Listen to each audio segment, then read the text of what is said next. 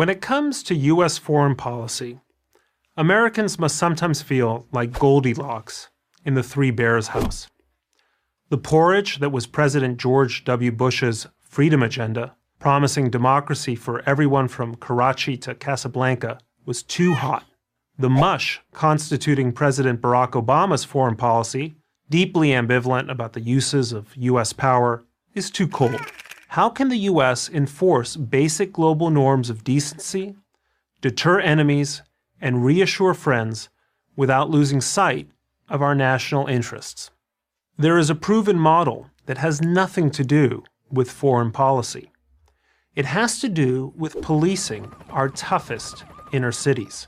In 1990, New York City had a homicide rate of more than 30 murders for every 100,000 people.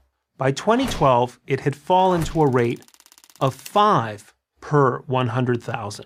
A similar, if slightly less dramatic story unfolded in every other major U.S. city, despite the fact that many of the factors often cited to explain crime, bad schools, broken homes, poverty, the prevalence of guns, unemployment, remained largely the same. What happened? In 1982, George Kelling, a criminologist at Rutgers, and James Q. Wilson, a political scientist at Harvard, wrote an essay titled Broken Windows.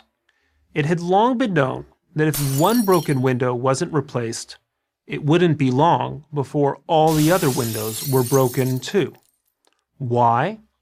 Because, they wrote, one unrepaired broken window is a signal that no one cares, and so breaking more windows costs nothing.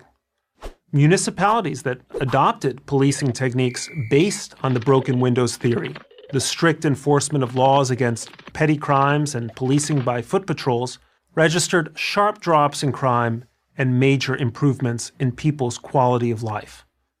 Could it be that this broken windows approach would work in our increasingly disorderly world? Absolutely. But, of course, only if the approach is applied. After the dictator of Syria, Bashar al-Assad, used sarin nerve gas to murder more than 1,000 people near Damascus in August 2013, President Obama warned that if we fail to act, the Assad regime will see no reason to stop using chemical weapons. And after Russia seized Crimea in 2014, he denounced the Kremlin for challenging truths that only a few weeks ago seemed self-evident, that in the 21st century, the borders of Europe cannot be redrawn with force. 2 broken windows, 2 eloquent warnings. Yet the warnings didn't amount to much. Bashar Assad stayed in power and continued to use chemical weapons. And Russia's invasion of Ukraine carried on. This is how we arrive at a broken windows world. Rules are invoked, but not enforced.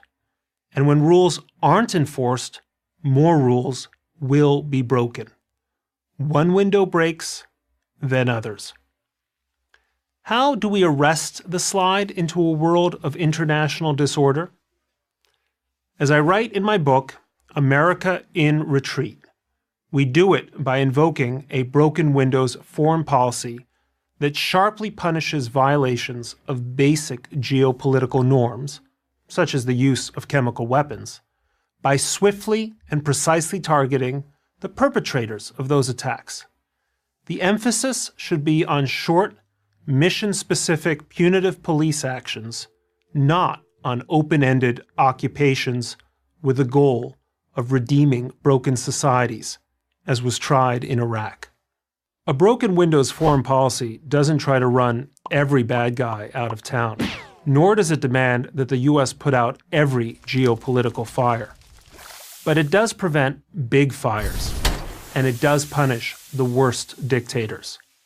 Just one cruise missile strike against just one radio tower in Rwanda during the 1994 genocide could have helped to prevent the Hutu killers from broadcasting instructions for murdering Tutsis, potentially saving tens of thousands of innocent lives and at minimal cost.